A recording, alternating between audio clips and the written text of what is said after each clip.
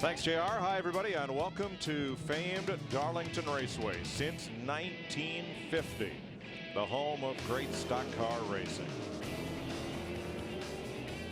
Cars rolling out on track for the first practice session for the NASCAR Sprint Cup Series. We'll have two of those to show you today.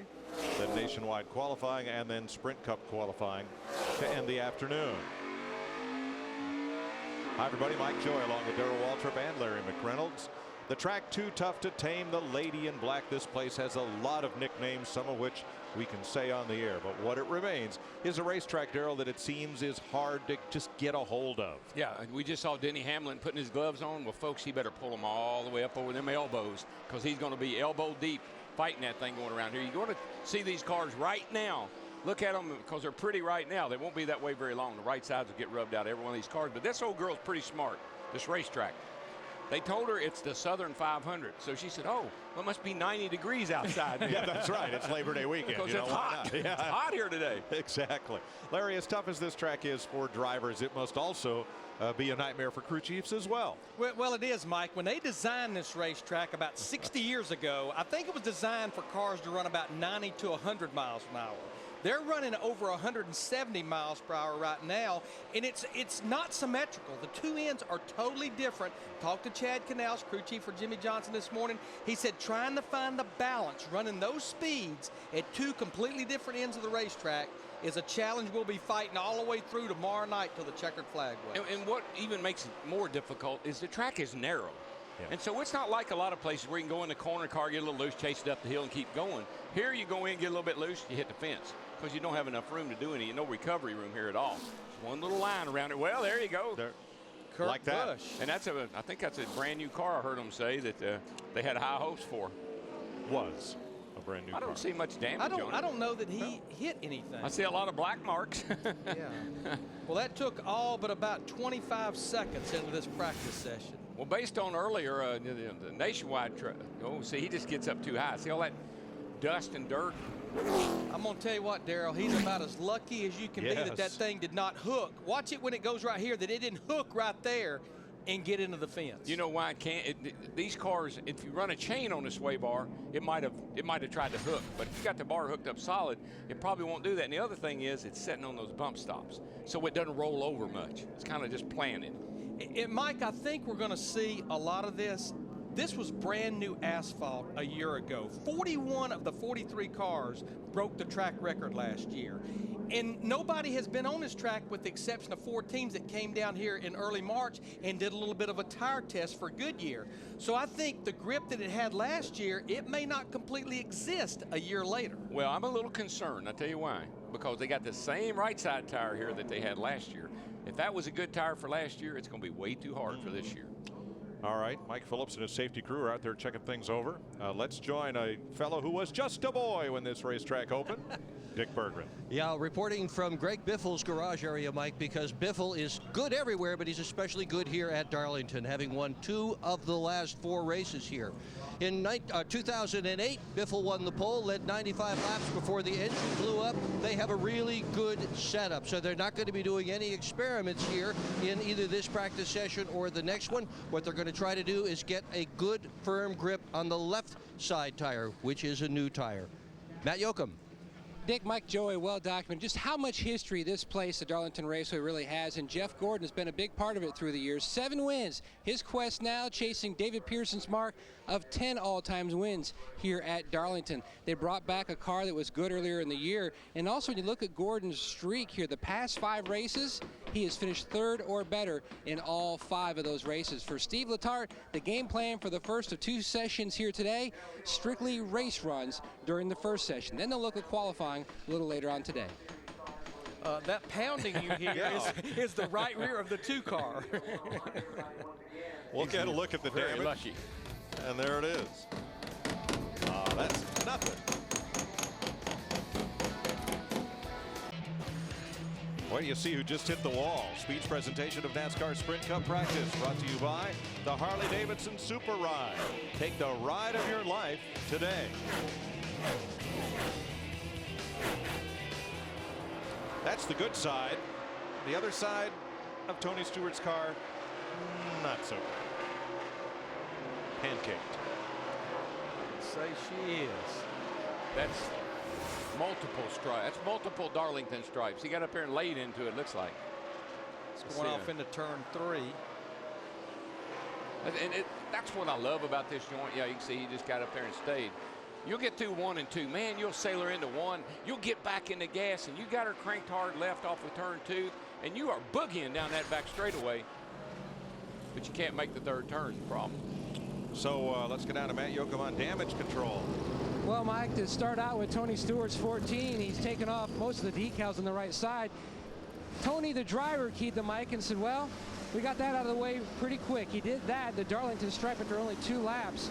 His old teammate, Denny Hamlin, made an interesting comment, said the track is gray now, and it's very, very slick. Now, right alongside damage person number 1 is the Blue Deuce. Kurt Busch. I talked to Pat Tryson, and we looked at the right rear corner. That's the only cosmetic damage that they've got on the car. Nothing really bad, and really, when you think about it, we're at Darlington. I'm sure that's going to be the first of many scrapes down the right side of that 2 car. Darrell, with the groove here so narrow and a concrete wall top to bottom faced by the safer barrier, the little nuggets, marbles of tire, and the dust and the dirt that is kicked to the right side as these cars go around, where does it have to go? It doesn't have anywhere to go. When they put the jet blowers out there, you know, that they just blow the stuff. They just blow it up in the air. It settles right back down on the racetrack. But this is, where are we, Mike? Oh, we're at Darlington. Yeah, but we're in the sand hills. Oh, of course. And I don't care. They could put a cover over this joint. And you got to come out here in the morning and be covered up with sand. I don't know where it comes from. It comes out of the ground, I guess. Here in Rockingham, you're right. The sand hills. Don't you love what they've done to the walls here? This is old school Darlington. For years and years and years, we had the red and white walls here at Darlington. And, of course, then they went to solid white walls, and now we're back. Darrell mentioned the name, the Southern 500 coming back. The red and white walls came back as well. When R.J. Reynolds sponsored this as the Winston Cup Series, and the sport began to get a lot of time on television, at some of the tracks, the cars just didn't look really fast. So NASCAR and RJR got together and took, there's Jeremy Mayfield's car, all spun up. Keep a list, Larry. And they took that red and white Winston paint and they put it on the walls of every Winston Cup track and every short track in the Winston Racing Series as well. They used a lot of red and white paint. Here it looks fine. But if Artie will have one of his cameras pan with a car down the straightaway, those alternating red and white stripes have a strobe effect and makes the cars look really fast. Especially at night under the lights. You bet. Yep. I don't know. In my mind, it doesn't take anything to make them look fast, because they are fast. I tell you, I was sitting down there this morning watching the Nationwide cars practice, and they are. This is a little racetrack. It's a 1 3/8, and it's a weird shape, and it's hard to get a hold of. And they were flying around this joint. The story is that Harold Brasington went to the Indianapolis 500 in 1933. Came home and told his friends he wanted to build a speedway like that. Took a long time, but when they started moving dirt in this former peanut and cotton field in 1949, they knew Brasington was serious. Stock car racing and NASCAR were just becoming to be big in the South, and Brasington wanted to be a big part of it. And we talked about the 2 ends being different. You've got the highway that dictated what's now the back straightaway, and one reason that turn 3 and 4 is a narrower set of corners, this corners here that you were looking at, than 1 and 2 is because the Ramsey's Pond is outside of turn 4. It pretty much dictated the width of 3 and 4. There's the minnow pond. You get a line, I'll get a pole. We'll go fishing in the crawdad hole. And I guess Brasington needed a little extra land to build his speedway and grandstands, and all that his neighbor and Ramsey asked was, don't disturb the pond. And they didn't. And here we are. Now, the back stretch used to be the front stretch. We'll save that story for the next practice session. That's a whole different story. It really is. Matt Kenseth going back out of the garage after spending some time therein. Here's Dick. Well, he's been scrubbing tires, Mike. This is the second time that Kenseth has reported to the general garage area. The crew is set up outside the garage.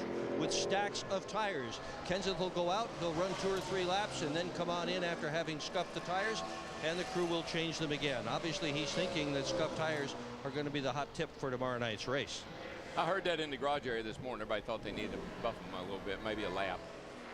And Matt is one of 12 drivers doing double duty, so he has 2.5 hours of track time already. Earlier this morning in the Nationwide Series and the Cup Series, they're running the same tire combination, so it gives them a little information that they gathered earlier.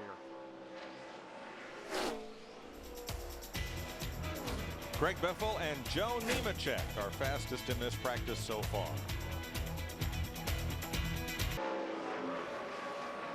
Darlington and then Charlotte. All-Star Weekend is almost here. All-Star Week. There's so much going on during the week. It's really become not just the event at the track, but a big event all week long, and a lot of it you'll see on speed. Yeah, Wednesday night, what they call it revved up in Uptown Charlotte. You've got the engine builders competition that'll be going on. Thursday night, to me, one of the bigger events for these teams over the course of the whole season, and it's the pit crew competition down at the Bobcat Arena for 24 teams. A lot of money, but more importantly, bragging rights of who's the best in the business on that given night. They're going to use the regular studs like they've been using. You know, that's a question I've already asked. Is it really? I couldn't imagine they would not use what the current rules are. Yeah. I think the teams can't imagine that the current rules are what they are either. This is true. Now, Mike, one thing we do need to mention, and this is becoming pretty normal for the Saturday night races, the schedule here, 2 1.5-hour practice sessions with a 30-minute break in between. Qualifying about 5 o'clock Eastern time. Cars don't get impounded, but there's no more practice after qualifying, just like we had at Richmond last week, just like we had at Phoenix a few weeks ago. You know, I watch these cars practice, and I can't help but think back to like back in the day. First time I came here was 1973. They opened the track for practice. And now anywhere else you go, man, people are lined up waiting to go out, you know. They open the track for practice here, and the garage is silent. Not a car crank, not a soul moving. And everybody just standing around. The driver's in the driver's lounge, the driver's in the bathroom, the driver went out to Speedway Grill to get a hamburger. I mean, nobody would go out on the racetrack. And I think just saw what happened here just now today already. Some of those first cars that hit the racetrack, they spun out or hit the wall, and that's the way it was back then, man. You waited for somebody to go out and kind of see if they were going to make it or not. Really, it was the field fillers that would go out and kind of dust the track. Yeah. The 25 of Brad Keselowski has been into the fence. And there is Carl Edwards with something very colorful on his hood. We'll look at that after we check with Dick. Well, Dale Earnhardt Jr. is in the garage right now, Mike, and I think everybody knows it's no secret that he needs to get going this year. In points, he's the lowest of all the Hendrick drivers, but Jr. is doing exactly the right thing to get himself up front. His feedback on that last few laps was about as good as I have ever heard Jr. give to his crew chief. It went on and on and on about how the car was darting, about how the split felt in the back end of the race car.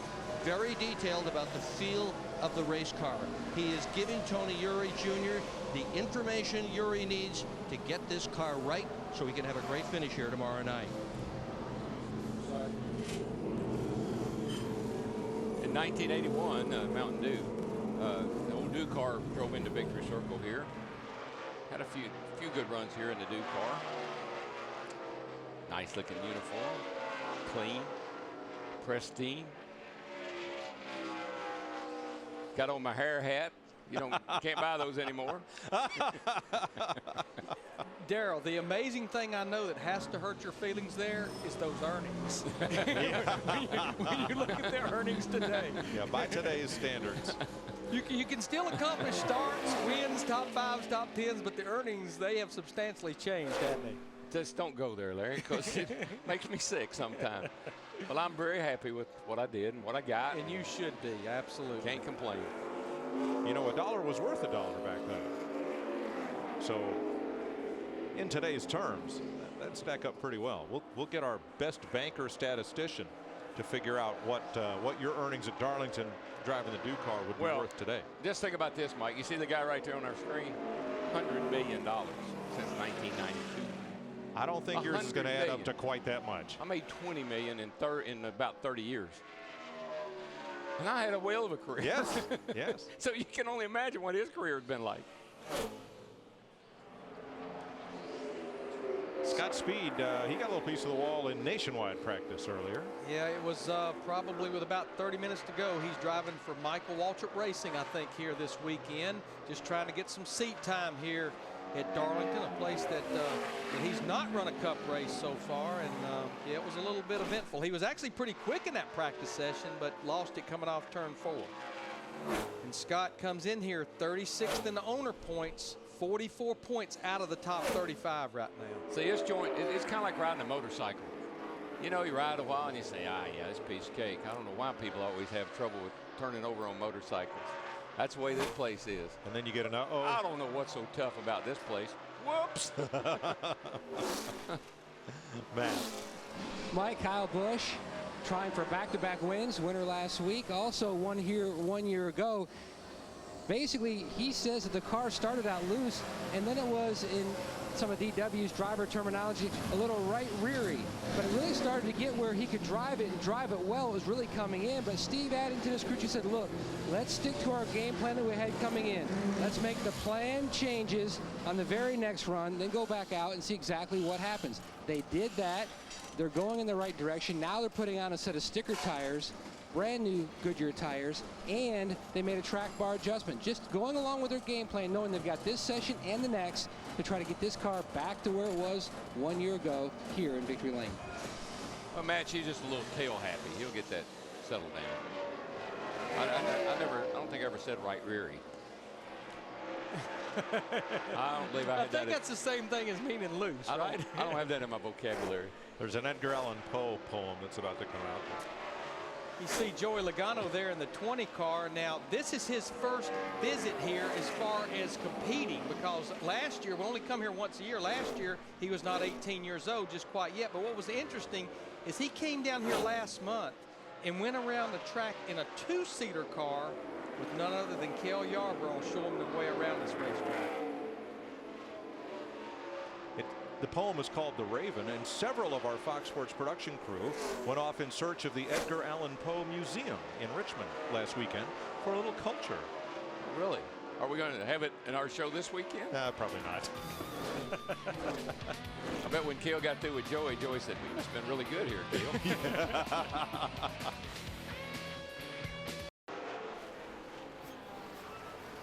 Catch the race. Catch the cash. May 16th, 7 p.m. ET live. Log on to speedtv.com today for your chance to win $250 cash daily. And the big prize, $25,000. Go to speedtv.com for all the details and rules. He's been in the wall a little bit already, the 25 car has. Not going to run no more. The harder I push it, the looser I am, for sure. That's not, there's no doubt about it. That's for sure right there. And you can see the kind of scraped her up already a little bit. You know, it's interesting about him using the phrase, the more he pushes it. I love reading the driver quotes leading into a weekend, especially coming to a track like this. And there was one driver said it's a track that requires the driver to push hard, but this old lady will penalize you if you push too hard. The next thing that'll be going on is the crew will be in the garage area making repairs to your race car. Sounds like a driver who spent a lot of time in high school detention. It also sounds like a crew chief that now likes to read driver's quotes, but didn't used to like to read driver's quotes. Very few did I like to read. But it is interesting coming to a place like this, all the different perspectives of this racetrack. It's all over the place. Well, listen, first time I came here and I was a rookie, first thing they did was grab me by the arm, took me out on pit road, which I was just out in the back of the garage area then, over on the back straightaway. Here now, there was no pit wall. You pitted on the racetrack. Grabbed me by the arm, and there was by the time I got here, was a wall down the little short wall. Right. Grabbed me by the arm, took me over and said, "You see this place right here?" And it's still kind of halfway, got a crack and crevice in the wall.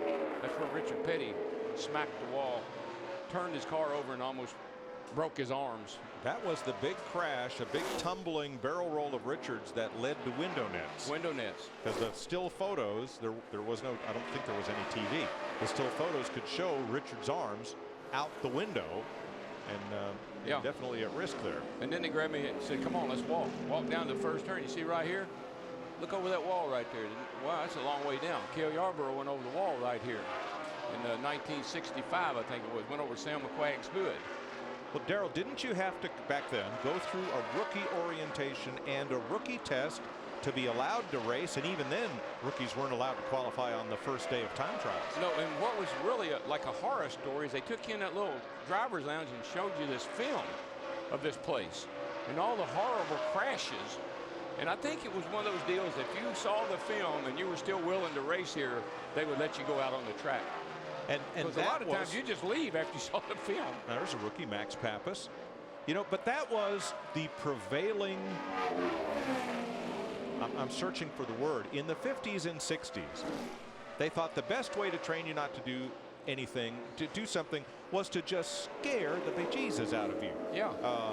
In high school driver education, they had a film called Mechanized Death. And all it was a film set up by an insurance company that they paid to produce it, and it was all gory crashes. And you know, I mean, kids would go out and hurl after seeing this, and the expectation was, if you see it here, you won't do it. Now, of course, a couple hours later, all that lesson was forgotten. Yeah. Yeah, as soon as you, for a driver, when you put the helmet on, that fixes everything. You're right. You know what I thought you were going to say the horror story was when they told A.J. Foyt he couldn't qualify the first day because he was a rookie at Darlington. He was livid. I could well imagine. Here, the man, he'd won the Indy 500 4 times. He'd won the 24 Hours of Le Mans. He'd won the Daytona 500. Nope, can't run Darlington until you take a rookie test. That's right. And just trust me, I was one of the, by then I was one of the more experienced drivers here. Me and Buddy Baker and maybe Pearson. I don't know. Anyway, we were the ones that watched AJ take his driver's test. That's right. Veteran drivers formed the rookie orientation committee and had to approve of the rookies being out there on the racetrack with them. And so you can only imagine how long it took us to tell AJ he passed his test. We made him squirm a while. Got great delight out of it. And they made him run a yellow bumper, didn't they? Oh yeah. Yeah. Oh my gosh. He just saw the 34 car of Tony Raines. Of course, that's the car that John Andretti has driven all year long. But of course, John is up in Indianapolis. First day of qualifying up there's tomorrow. Not sure if Tony's going to run this car for the next 3 weeks, but John will not be back in the 34 car until Dover after the Indy 500. Well, speaking of Indy, let's add that they still have a rookie orientation for the Indy 500. And it's very much like what we described here at Darlington. And our buddy Stanton Barrett, who competes on and off in both the Nationwide and the Cup Series, completed the final 2 phases of rookie orientation Thursday morning in hopes of running the 500 this year. I guess, what's that song? It doesn't rain in Indianapolis in the summertime. Well, it's raining up here now, or it has been quite a bit this past week.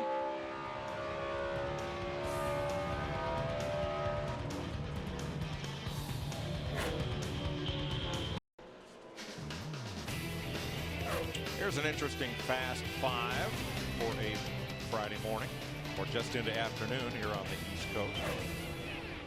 And everybody set those laps kind of late in their run except Denny Hamlin.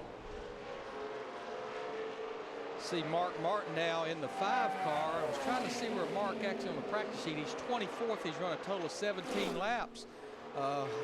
As competitive as Mark has been this year, did not waste any time with his announcement this week that he will be back in the 5 car running the full schedule in 2010. And you know, Darrell, a lot of people ask me why he made that announcement. You and I both know, as long as we've been in the sport, anytime there's an unknown over the course of a season headed to the next year, it doesn't matter even if it's April or May, if you don't know who's going to drive your car, who's going to sponsor your car, who's going to be the crew chief, it affects the race team. And I just think as competitive as this team has been, they show championship form if they can get some of the bad luck out of their system, that Mark just wanted everybody to know what everybody's doing for 2010. Yeah, and plus you got Brad Keselowski over there. You got to figure out what, where's he going to go and what we're going to do with him. And there could be some movement in amongst those guys later on in the year or for next year. It's just hard to say, but anytime you can get one thing off the table, it just makes it a whole lot easier to deal with what you got left. But I was going to say about Greg Biffle. You know, Biffle could have won this race at least twice. Yes. I know of. Yeah. 2 or 3 years ago, he was down here, had to race one. I mean, driving away from the field. He's won 2 of the last 4, but he almost could have won 4 of the last 4. That's exactly right. He was pulling away from the field. It's right when Doug Rickard took over as his crew chief. The car was bottoming out, broke the flywheel. Yep. Then he came back and blew an engine Last year. There is Mark Martin's car and Dick Berggren's right there. Yeah, you guys already mentioned that he's pretty far down the speed charts, but not to worry about Mark Martin here at Darlington. If you combine his nationwide stats with his Cup stats, this guy has led 1,740 laps and won 9 races here at Darlington, so he certainly knows his way around. Giving the crew excellent feedback, is telling the crew right now the car is a little bit tighter than he might like. He said loosen it up a little bit. He said he's going to get a little bit braver if they do. They've got a good car. They know what they're doing. They've got plenty of experience. Mark Martin will be a factor tomorrow night. And I just want to follow up a little bit about a thought I had. You know, a lot of people, and it has a little bit to do with Mark, and it doesn't, but it has more to do with Kyle Busch. A lot of people say, why are we making such a big deal out of having 50 wins? You know, you don't compare what he's done to other drivers. You know what makes today's, comparing today's wins to wins of the past? They're all done on these same racetracks. Back in the day, you know, we used to go to Nashville, win a race and count it as a nationwide race, or go to Hickory or South Boston or Myrtle Beach. But those are tracks where nobody raced except that particular series. Winning races today on these super speedways, I think, is a lot. It's very comparable. Sure. It is interesting that depending on whose publicity release you read, Kyle Busch is the greatest driver to age 25, or Jeff Gordon is the greatest driver to age 25, and or Richard Petty. There's just a lot of different things. And here's a different thing this week. This is new. I'm telling you, this is something I've been wanting for so long. This just so much here. And of course, Michael, he realized we're on him and he's going to come in because he didn't want us to see. That's a big foot right there, by the way. I want you to know that's a 14. And I've always told him, I said, that's why you run so good at Daytona and Talladega. You mat that thing and don't ever let up on it. I'm going to tell you, Darrell, I can see why he's heading into the garage here. They've got some work to do on this 55 car. We've got 45 cars here, 44 have practiced, and Michael right now is 43rd. He's run a total of 10 laps. And here's what's driving him crazy. David Rudiman is 3rd, and Ambrose is 16th, and Michael is 43rd, and that's just it's just driving him crazy. Yeah. I'm reminded by Artie Kempner, our director, that by 1970, that old Driver Ed film, well, it featured old cars. So kids didn't believe it could happen in modern times. So the Ohio State Patrol did a new scare the pants off the kids movie called Signal 30. And Artie, correct me if you can. I think Signal 30 was the radio code to the troopers for a fatal highway crash to respond to. And the movie had the desired effect, at least for a while. Enough about that. Martin Truex Jr., he is 8th quickest right now. He's run a total of 13 laps in this one car. You know, that's the good thing about this new surface. We saw it last year. We're already seeing it this year. If you go back to before this track was repaved, back in 2007, if you made one run of 10 to 12 laps, those tires were pretty much done. There was no way to make a change on the car and evaluate it because this place was about like a grinding wheel, like a piece of 80 grit sandpaper, and it just ground the tires. This place now, and that's what I think the drivers have liked so much. Unlike other tracks that have repaved, all they did is put asphalt down. They didn't try to change the banking. They didn't change the transition. They just simply made it smooth and put fresh asphalt down. Yeah, if you take that a little bit further, if you want to know what this place is like, just take a pencil with an eraser and just start rubbing that eraser over that 80 grit sandpaper, and that's what this place is like. Before the repave. Yeah, exactly. It might be that way this weekend. No change in the Fast Five with Jimmy Johnson 6th, David Stremme, Martin Truex, Kyle Busch, and Sam Hornick. And you better hurry. NASCAR Day is coming up. Here's the progression of fastest qualifying speeds at Darlington through the years. since Wally Campbell first sat on the pole at 82 miles an hour. It took 3 more years before Fonnie Flock broke the 100-mile-an-hour mark. Cale Yarborough, the first to pass 150 miles an hour in qualifying. And then with rule changes, it took nearly 30 years before Ward Burton got us up into the 70s, and Greg Biffle's the car record holder. And I think when Ward Burton did that, I think that was right after a repay. It was a repay, yeah. All right, I blew it last week. What happened? It wasn't engineer Scott's line. It was Bones McCoy, the doctor, who said, "Jim, I'm a doctor, not a whatever specialty was needed at that moment."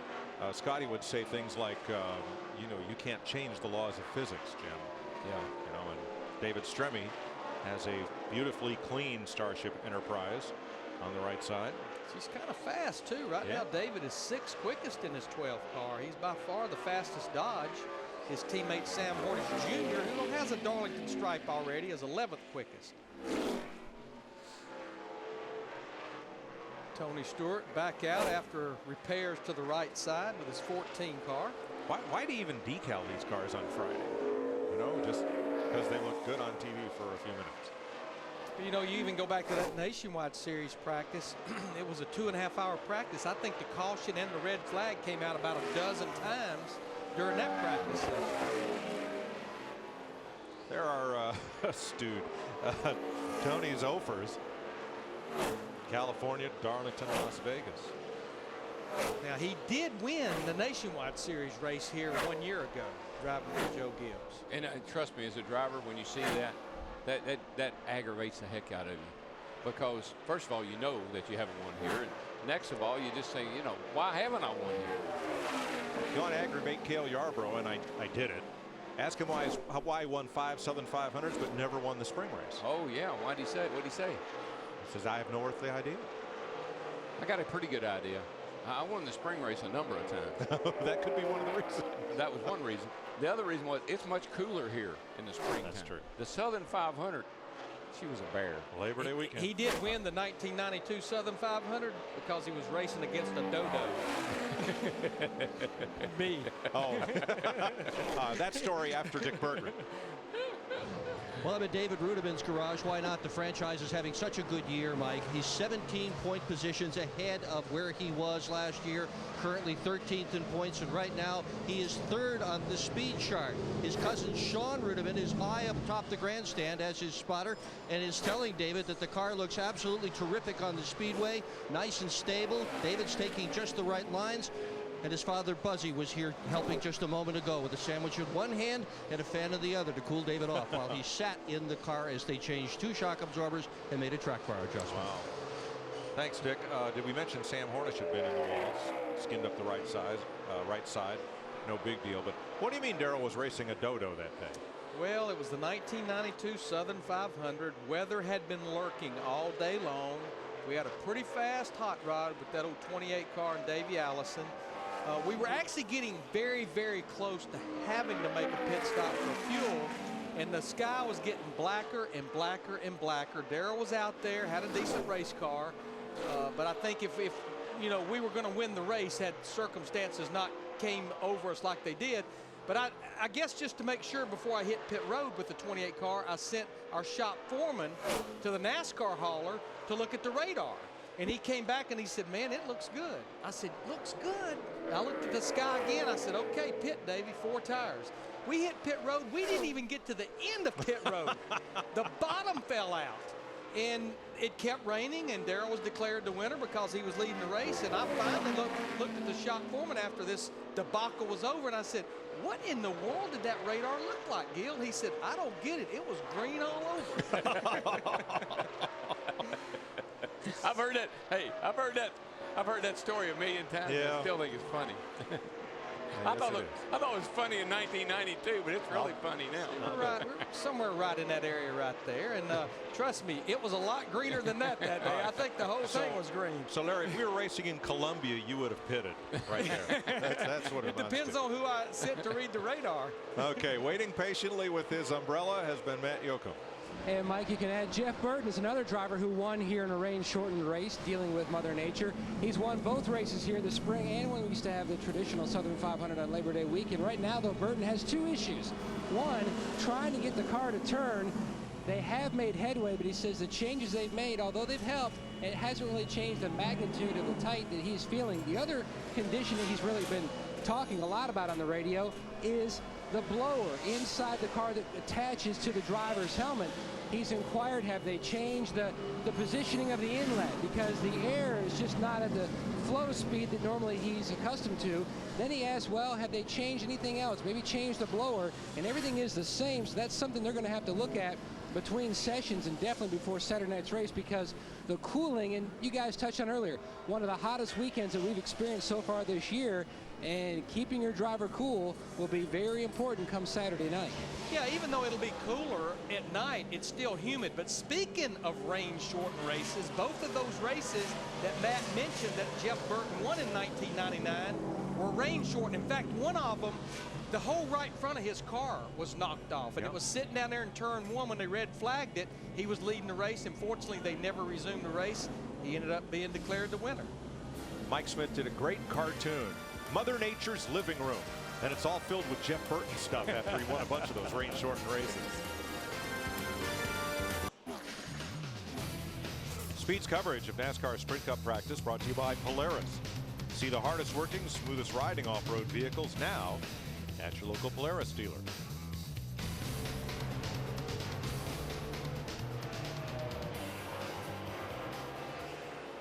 No change at the top of the board. Here is Kevin Harvick, who's undergone a big change over the last 10 days with the entire team that supports his Shell Pennzoil Chevy switching over, and right now he is in 19th on the practice chart, while Casey Mears, the other driver involved in that big swap, is 16th. Yeah, you know how these cars, you can see he's got the back end tweaked out a little bit, kind of got it in yaw there.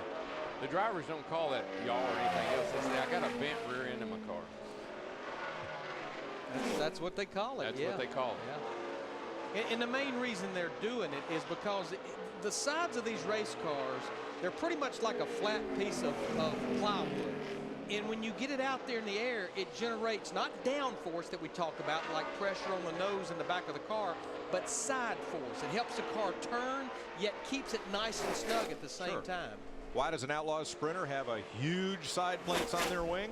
For just that reason. Side force. That big old wing on the sprint car, I mean, it'll bog down an 850 horsepower motor when it's in the corner. I've heard them run around the racetrack. They'll run wide open around the racetrack, but when they get in the corner and yaw that big old wing, it just goes. Jamie McMurray, the 26 car right now, he's 11th. Boy, what a great recovery those guys made last week at Richmond. If you remember, he and his teammate, Carl Edwards, they were all tied up there in the middle of the infield grass inside the front straightaway, and those guys rebounded to finish 7th. You know what's interesting is we have 3 short tracks left on the schedule, and they are Bristol, Martinsville, and Richmond. If you look at the 3 short tracks we've already run this year, Roush Fenway only had 2 top 10 finishes at those 3 races. That guy right there got them both, McMurray. And you know, I read an article where it said that a lot of people are saying what's going to happen to Jamie and if he's the guy that they're going to move around or whatever. But he said, if I had to go to Yates, I don't see that as being a bad thing. You know, Yates is like maybe like Tony Stewart and like Hendrick. Stewart-Haas versus Stewart-Haas. and Hendrick. Sure. He says, I don't see that being a bad thing. He said, I wouldn't be upset if that should happen. I'm saying it's going to happen, but if it did, he wouldn't be upset about it. Well, I think the way he kind of explained it, Darrell, and it makes perfectly good sense. He said, you know, as long as the structure at Roush Fenway is what it is, it's going to be hard for me to be in front of Carl Edwards, Matt Kenseth, Greg Biffle. I'm always going to be the 3rd, 4th, or 5th spoken wheel. I can go over there and be the #1 cat in the alley possibly at Yates Racing. And you know, I think he would probably perform better because there's less pressure. Well, there's 2 schools of thought of what might happen as Roush Fenway gets down to the NASCAR mandated cap of 4 teams under their team name. One of them would be that one of those 5 drivers joins Paul Menard and Bobby Labonte at Yates Racing, which is kind of a satellite team to Roush Racing, much like Stewart-Haas is to Hendrick. The other possibility is looking at what success Tony Stewart has had, branching out on his own as co-owner of what is now Stewart-Haas Racing. Might this man, Jack Roush, and John Henry and Jeff Smith and their partners in Roush Fenway take one of their star drivers or championship winning drivers and move that driver over to create a Stewart-Haas-like situation at Yates Racing with maybe a Matt Kenseth, maybe a Greg Biffle over there. So the nice thing for Jack, the bad thing for Jack is there's a rule. He has to make a change. They've had a grandfathered in period. It ends the end of this year. The good thing is they have lots of options. Yeah, there's a few drivers that are always in the garage area that would like to have their own deal. They just feel like that their career won't be complete unless they can go out on their own terms, running their own deal. I don't know in that group who that might be, but certainly it makes sense.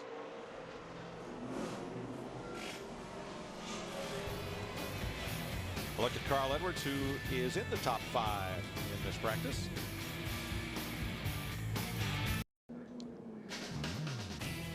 The safer barrier collects another one. Down in turn 1, it is Scott Speed. Said he got loose on entry, banged the wall in 1, and then smote it a mighty lick in turn 2. Don't even think they have to evaluate that one. You see the backup car already being unloaded. Here's a look. He just gets coming up, in from the right. Gets in high, getting into 1 here. Gets up way high in the loose stuff. Back in, steps out. Pow, pow, pow. That's 3 out of 4 corners. Yes. And as I think I mentioned earlier, Scott Speed had an issue in Nationwide Series practice as well, coming off turn 4. And no disrespect to the Speedway by any means, but I don't know why they made such a big deal out of what color the walls are. Because they always end up black anyway. I just painted the dadgum thing black before I ever got here. You're right. Well, they used to do that. Used to drive Earnhardt crazy. They'd take that tractor and just rub the tires against the wall before we get here, and he would just raise Cain when he'd get here. Now, as we mentioned, he is just out of the top 35 in points. So Scott Speed, who is 37th on the practice chart, must qualify on time. And you note David Gilliland has jumped up to 3rd. So that's the first change we've had in quite some time in our Fast 5, other than, well, we need to look at the Fast 5 because it has pretty much all changed. Yeah, it's got Vickers up there now, bumped Biffle down to 2nd, got Gilliland and Carl. Shay Fry talking to Scott Speed. And so here's your top 10 right now. Vickers is fastest. Biffle improved on his lap. Gilliland, Joe Nemechek set his early in the session. Actually, so did David, but David didn't go out until this session had been underway for a good 20 minutes or so. So here's a look through the field. And as you saw there a while ago, Dave Blaney has not practiced. The 3 slowest go-homers right now, Regan Smith, Mac Pappas, and Jeremy Mayfield.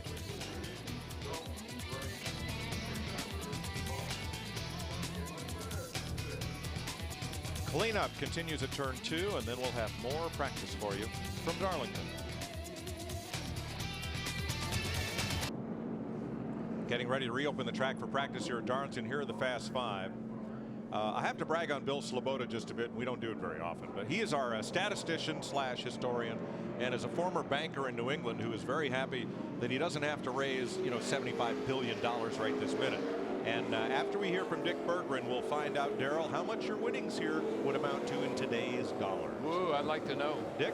And I'm with Scott Speed, who has just needed to go to a backup car after finding the wall. First trip ever to Darlington. Is this place everything they told you it would be? It seems to be. I mean, it's certainly not easy out there when you have to run so close to the wall. So yeah, I mean, it's definitely, at all the places we come to this year, I expect this one to be the hardest to learn, and so far it has been. Okay, we wish you well with it. The backup car, we should say, Mike, all they need to get that on the racetrack, 4 shocks, 4 tires, and Scott will be back out there getting more experience. Thanks, Dick. Got about 30 minutes, so they should get him a few laps in it before this practice ends. I don't know. Want to take a ride with Casey Kane, Darrell? Yeah, let's see how he looks here going down the back straightaway. Off into turn 3 here. Take that thing right down on the bottom and then just take all the racetrack you can get. Right up to the wall right there. You're back in the throttle hard off turn 4. Run hard down the front straightaway. Just went by the start finish line. Now dip down on the apron right there, getting into 1. Pushes up the hill, get out next to the wall. and then try to run this corner wide open if you can. It's hard to do. You hear him playing with the throttle. It's a little bit pushy loose right there. But that's kind of what you fight here. Pushy loose. Put some wheel in it, nose slides, and then the back end snaps around. Well, that's a great run, Darrell, because he just jumped from 36th on the speed chart to 8th, or now 9th. Very smooth, and I think it had a lot to do with me helping him. I think he was probably tuned in there and listening. Denny Hamlin inside what is usually the FedEx Freight. Number 11, Farm Bureau Insurance is on that car. He's going down today. into turn 3, slides up here, gets right up next to the wall. Play with the throttle a little bit in the middle of the corner and try to get it wide open as soon as possible. Run down the front, by the start-finish line. Dive low. Put those left tires right down on the apron, getting into 1. Push it right out next to the wall, and then try to get off here as much throttle as you can. Very, very difficult to do. You know, honestly, I think Darlington is what put Denny Hamlin on the map. He came here in 2004, making his very first Nationwide Series start for Joe Gibbs Racing. Qualifying got rained out. He had to start at the rear of the field and came home with a top 10 finish. That was actually his first Nationwide Series start, period. Wow. And I think that right there made a statement. Denny Hamlin's for real. Good point. I just think if you go to the racetrack every week with no expectations, you'll perform a whole lot better than if you go every week thinking, I gotta win. You can't deal with that. It'll drive you crazy. Matt? Mike, Joe Gibbs Racing talking about what Larry Mack was discussing about that Nationwide Series race. That's what made Joe Gibbs Racing really take notice that they needed to lock Denny Hamlin in, and he has certainly produced. Hamlin, during this session, they made some shock changes before this run. He says he noticed that really they weren't quite down the car into the track as much as he would like. The grip just wasn't there. He's looking very strong on the board, just over 35 laps, top 15 on the board, but they're still searching a little bit for the 11. Turn 2, one car around. Didn't catch the wall, but spun right down to the apron, and Dave Blaney making his first practice laps of the day. Spins out in turn 2. I reckon we know why he hadn't been out yet. Same, man, just flat sideways into 1. I'm going to tell you what, you just can't imagine how close Jeff Gordon in that 24 car came to getting into this wreck. Blaney's all-white car there. Get in there. You get in on. A lot of times you'll get the left wheels down on the apron, getting into 1, and it will launch you up the racetrack and cause you to have to put a lot of wheel in the thing, and you'll snap around like that. Well, you're right, Larry. Though both Mike Bliss and That's actually Finch's Sterling, car, Sterling Marlin. or Sterling Yeah, Marlin in yeah. Finch's car. Bliss is fastest in nationwide practice in the other Finch car, and Jeff Gordon had to make a big miss there. Tough break for Blaney, but no apparent major damage on his car. Gordon's going to the garage here. I've had enough.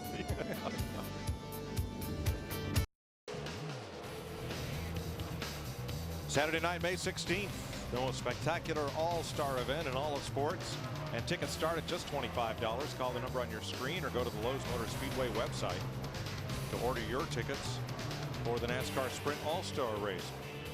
Also, Darlington Raceway wants you to know the tickets are available for tomorrow night's running of the Southern 500 presented by GoDaddy.com. Check the Speedway website or call Darlington Raceway, Darlington, South Carolina. Be the perfect gift for mom, a mom that has everything.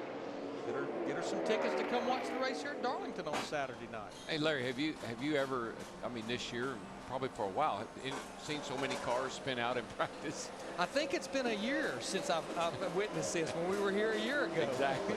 That's Morgan Shepherd looking on at Tony Stewart's car. What if he's got any scars from his roller skating accident he had last week?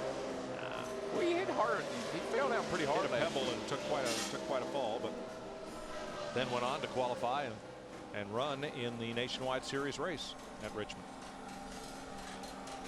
Darrell, I've got some numbers for you, and they're not what I hoped for. You had one win here in the Mountain Dew car, and the check was issued to your car owner, Junior Johnson, in the amount of $23,225. So Bill Sloboda went to ask.com and got a conversion factor due to inflation and everything else in today's dollars. That would be $56,670. So two and a half times. Yeah. 56,000. And tomorrow night's winner will take home at least 240,000. Yeah. Yeah, well, in 30 years from now, convert that over and see what it would be. Yeah. I think people owe me some money. Well, your 5 wins here totaled $357,000. I won a Pontiac here one time too.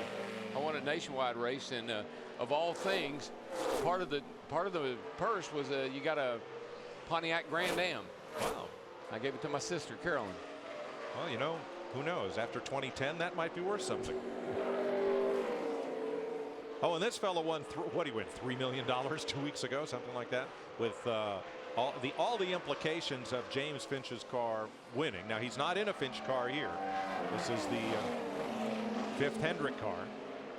And if you're asking why 5 cars, if NASCAR's rules only allow 4, there is an exception for a rookie driver to run a limited number of races in an additional team car. And that's what is happening here. This is a Hendrick car, Hendrick team, with one of Rick's former car numbers, 25 on it, and with Brad Keselowski aboard. And right behind him is Dale Jr., and I guess Dale Jr. would maybe look at him over, see if he'd give me any pointers or not. But Jr. down here in the turns 3 and 4 in the Mountain Dew car. But you know, guys, back to Brad Keselowski, we got into that discussion about Roush Fenway. And I would just love to know what has been going on with Brad Keselowski, maybe privately this week, since Mark Martin made that announcement that he's going to come back full-time in 2010. Because think about it, Brad Keselowski turned down a ride with Penske for 2009. Right. I think because he felt like he maybe was the heir to one of the Hendrick cars, most notably the 5 car for 2010. Sure, and wasn't the plan for Mark to run a full season 09 and split the number 5 car with Keselowski in 2010? And so Mark is going to continue. He did have that option in his deal to run another full season. So I wouldn't put any money down, but would a good guess right now be that if Brad Keselowski is going to run some races next year, it might be over with Tony Stewart and Ryan Newman? It might be, or it might be with Junior Motorsports, because Dale Jr. has talked about possibly moving his team up to the Cup Series. But I think another reason that Mark Martin signed up in a hurry is because Brad Keselowski won a race. But I just couldn't imagine Brad Keselowski staying out of Sprint Cup for another year. I think he's already done that, and that's what he's doing this year. Well, it's the Joey Logano factor. Opportunity knocks, and Joey strode through that door, and Tony Stewart left, the seat open, and Joe Gibbs says, you know, age is not the determining factor, talent is, and Logano got the opportunity. So here's Keselowski. I'm ready. Now, I know for a fact, Joey Logano would have wished that door had waited a year. Yes. But he was not going to pass that opportunity up and say, no, I'm not going to do it. No, you can't. It's like, you know, it's like doing all these speed shows, Larry. If you say, I'm not going to do this show today, well, let somebody else do it. What if they do a good job? That's exactly right. Yeah, that's right. You get Wally Pipped. Wally Pipp was the first baseman for the Yankees, and he had the flu one day, and he told the manager, was it Joe McCarthy, he said, I'm going to sit this one out. And who's the kid they put at first base? Lou Gehrig, who went on to set the consecutive. What about Tom Brady? Yes. I mean, he got a great opportunity, and Bledsoe got hurt. Right. Brady goes in. Brady wins the Super Bowl. That's it. It happens all throughout sports, and it happens especially here, except not all our drivers marry supermodels like quarterback. Well, some of them do. Yeah, not a bad thing. Told my wife, if I can't walk in that booth, wheel me in there.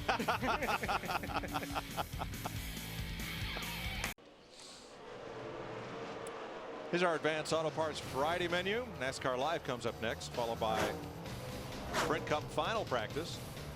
Nationwide qualifying at 3 p.m. Eastern. NASCAR Live at 4:30, getting you to Sprint Cup qualifying. And then Trackside will air at 11 p.m. Eastern time tonight because of the nationwide race. And oh, by the way, Wally Pipp's manager for the New York Yankees was Miller Huggins, who put Lou Gehrig in at first base for the next 2,000 games. Poor Wally. You know, Mike, talk about our trackside show that you saw there on the menu. We've got Clint Boyer on there trying to tie Herman Bean's record of DNFs, but The biggest guest I think we got coming on that show, the Silver Fox himself, David Pearson's going to join us. Why do you look like that when we talk about that record? You look like that pains you. Well, I think if you're going to talk about running at the finish, it would be nice if you ran most of the race, as opposed to wreck on lap 7 and come back to run the last lap. Yeah, I agree. There are your past winners at Darlington. Of course, this is where Bill Elliott picked up the nickname $1 Million Bill, winning the Winston Million. We got a big log jam at 5 wins behind Pearson, Earnhardt, and Gordon. Boy, there's a who's who of the sport right there, which just proves if you can win here, you're big time. And you know, when you look at the multiple numbers there with different drivers, what's amazing is we've had 105 races here. We've had 43 different winners at this racetrack, and that's even with the guys that you're seeing there with the multiple wins. But Mike, back to Clint Boyer, what you're referring to is Talladega, the 33 car that were caught up in the crash on lap 6. They went back out on the racetrack basically with 2 laps to go and ran the last 2 laps where they would be deemed running at the finish. And I appreciate the effort and what those fellas tried to do to keep a streak intact, and you know, it is what it is. You know, when I look at those names on that win list, I think about David Pearson, for instance, with 10 wins. David won every race here that he should have won. In other words, he was in a position to win, and he did.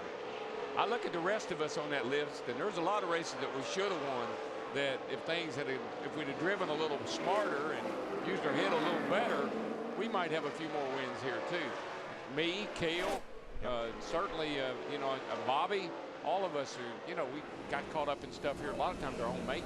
But you're right, David didn't give many away. He didn't give them away. Dick? It is big to win here, Mike. You're absolutely right, including it's big to win here in the Nationwide Series. And in 2003, Brian Vickers did just that on his way to the Series championship. And right now, all is well with Brian Vickers. This car is running so well that after practicing, he has told the crew there is nothing to adjust. He is right on top of the speed chart. He's already won 2 poles this year. This afternoon on Speed, we may watch him win a 3rd. Matt? Dick, last week during our speed coverage at Richmond, we documented how Clint Boyer made a trip to all of his teammates and different crew members talking about what their cars were doing, trying to get a comparison to what he was feeling with the 33 car. He's already done that at least once. His car, like his teammates, absolutely plowing. He came on the radio right before he brought the car back in and said it is just plowing, especially on exit of 2 and all the way down in 3 and 4. A lot of conversation back and forth on how to try to fix it. They've made numerous changes in the front chassis settings. Nothing really has seemed to help this 33 car. I'm going to tell you, they have had 4 tough weekends. Yes. You know, they didn't run very good at Texas. Phoenix got caught up in the crash at Talladega, and not that great last week at Richmond. Finished 18th. They've slid all the way back to 8th in points, only 56 points inside the top 12. Not that many weeks ago, they were 2nd in the points. You know, Dick just mentioned 83. We might see him win the pole this afternoon. He's got his work cut out for him. He goes out 5th. I believe when we start at 5 o'clock qualifying, those cars that are going out later in the session will have a slight advantage, and that could be the difference. Yeah, Darrell, the only thing I will add to that is if it stays this overcast, you know, but if that sun peaks out at all, there's David Pearson on the left, the Silver Fox. Uh-oh. Uh-oh. David Rudiman. He was right up there, too. It's 10th quick. He's been up in the top 5 most of the day.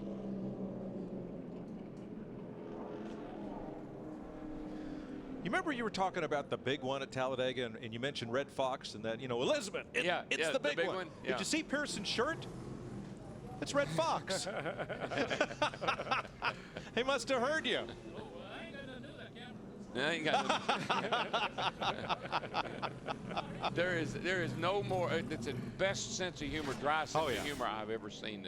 The man is just clever. Now this isn't funny. Yikes. Got up too high, and you see all that dust flying up, and when you get that on those hot tires, you lose all control of the car. And that's in turn 2, and I think Darrell documented a while ago when we were riding with Casey Kane. You've almost got like turn 2A and 2B. And unless you've got fresh tires on brand new tires, it's hard to run through there without working that throttle. I want to show you what makes turn 2 treacherous. When we get a chance, we get back up here and look at We're going to get the backup car out first. Got to get that done. Looks empty up in there. I guess it's in there. They got room for two. But I want to show you something. Look at the groove. You come up here, you're right up next to the wall, coming in the middle of the corner. But then look how the groove goes way off down here. I mean, you got all this area up in here that you don't even use, and that's where all that debris and dust and sand and everything builds up. And so I always said this when I come to Darlington. I wish up there in the middle of turns 1 and 2, they would put an X on the racetrack, so I know that's where I got to make my next cut. To turn down. To turn down to get out of that corner, because if you miss it by just a car length or two, you end up in that loose stuff and spun out and wrecked like David did. You go in turn 1 high and exit turn 2 low. You go in turn 3 low and exit turn 4 up high. Sounds like an egg. It is indeed a confusing place. Sounds like an egg. Speed's presentation of NASCAR Sprint Cup practice is brought to you by Toyota. For the latest Toyota racing information, visit toyotaracing.com. Toyota, moving forward. David Rudiman's team surveying the right rear damage to that car. There's the backup car already getting prepped. Pretty sure you come here with a pretty prepped backup car. You know that you're going to probably have that thing off the trailer before the weekend's over with. David Gilliland for the Racers Group. Now, this was a team that had to do a start and park a couple of races ago to be able to get to Darlington. Kevin Buckler's group hopeful of obtaining sponsorship to get them through the season, and they're competitive. Look at Gilliland, 3rd fastest on the speed chart in this practice. And I actually talked to Kevin yesterday, and they had a sponsor that kind of hoodooed them a little bit, I think, a few weeks ago, and that's really put them in a bind. Yeah, we have this situation from time to time, Larry, as we have a look at Michael Waltrip here in the 55. It's just that it's just what I was talking about, though. You get into turn 1 a little hard, and the car starts up the track. When you put wheel into it, the front bites and the back end comes around, and normally I'd just be able to get a little loose. Here you hit the wall. And Dick is with Michael's teammate. Yeah, David Rudiman, everything had been going so very well for you, but Rodney Childers says the backup car is as good as this one. What happened out there? We were just scuffing some tires so we could get ready for next practice and just qualifying runs. And as the 3rd set, we'd scuffed, and I got down in the middle of 1 and 2, and it just jumped out on me. It just caught me off guard. But my mistake should never happen, you know. But my guys are great. They've given me great race cars, and our backup's just as good. So I got us in a hole here. We'll try and dig ourselves out of it. Well, don't let yourself get down, my friend. The backup car, all they're going to have to do with the old car, the wreck car, Mike, is just take the 4 shock absorbers off and the window net. They do have to put setup tires on that new car, the one that is the backup car, to get it scaled and get it out there. But they've got some time to do that, and they'll still make time, have enough time to get it out for the 2nd practice. And David is so hard on himself when something like that happens. You know why? Because he and his dad, he knows what it's like to scrape and put a car together and get it out on the racetrack. So when you tear it up, David really takes it personally, and he takes it really hard. Well, let me ask you, Darrell, is it hard to transition from driving your own car, knowing that if you put it in the fence, it's your wallet and your labor that's going to have to fix it, to where you're the hired gun and, you know, crunch all you want. They'll make more as long as you're winning. Yeah, well, I don't guess a driver ever gets comfortable tearing up a car. I mean, right. I don't care how much you're being paid or how many cars you got. You feel bad because you have a relationship with your team, and that relationship, you know, it means they got a lot of extra work to do, and so you take a lot of responsibility for not wrecking the thing in practice anyway, because you know we're just practicing. Right. David Stremmy's popped up into the top 5 as we see Robbie Gordon completing a run. Stremmy's been fast all day. You know, he's been hanging around the top 10 there ever since we got here.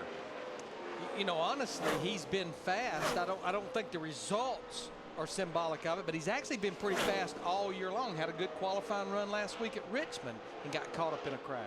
Now, I know it's early. There's Sam Hornish and Max Pappas.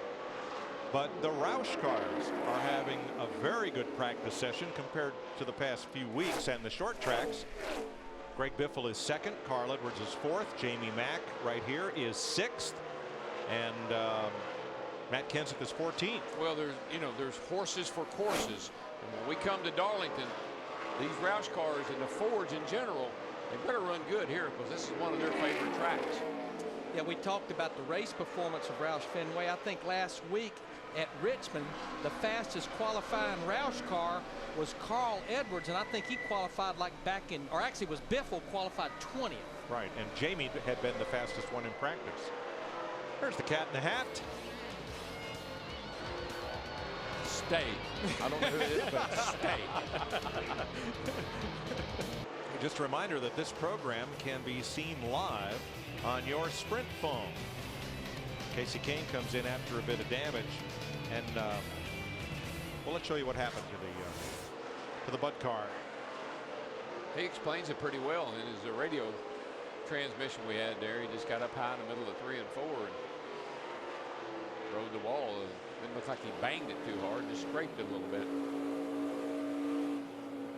It's up there in the dust. Slaps it. You think you're right up against the wall till you get right up against the wall. And there's probably 3 feet there that's where all that stuff builds up. Now, we talked earlier about Richard Petty's crash in 1970 here, the big barrel roll, and as usual, I was mistaken. That race was broadcast live on ABC in 1970. Petty crashed on lap 176. They showed the crash live, and miraculously had only a broken shoulder and missed the next 5 races. That man in the "You Big Dummy" shirt, David Pearson, won that race over Dick Brooks by 3 laps. That man right there on the right side of your screen, Waddell Wilson, whom Cale Yarborough drove the Hardee's car for a number of times and was set a 200-mile-an-hour record at Daytona on his first lap and turned over on his second one, but that's beside the point. It's 2 good ones right there. You know, it's really neat that not only does this place have this great racing history, but the people who made it keep coming back to talk with their friends and be a part of this sport, whether they're an active part of the sport still like Richard Petty, or whether now they're just revered onlookers. Great to have them back here and share that history with them. But all of us walk around down here that came here 30, 40 years ago, like some of these guys, and are amazed at the changes, how fast the cars are, how the racing is different, and just what a different feel it is when you come here. Well, I worked with David back in the early 80s when he ran a limited schedule, and there's 3 reasons he's here today. He loves Darlington. He's going to be on trackside, and I'm sure here shortly he's going to go to the Raceway Grill outside turn 2 and have a hamburger steak. He'd come down here just for that reason only when it wasn't a race weekend. Smothered in onions, by the way. Ooh, I'm going to pass on that one. Can we go? I'd like to. Afraid we got another show to do. I'm sure Pearson be glad to take you, especially if you're going to pay. I would. I'll tell you, David's got the, like you said earlier, nobody's had more fun in racing than David Pearson.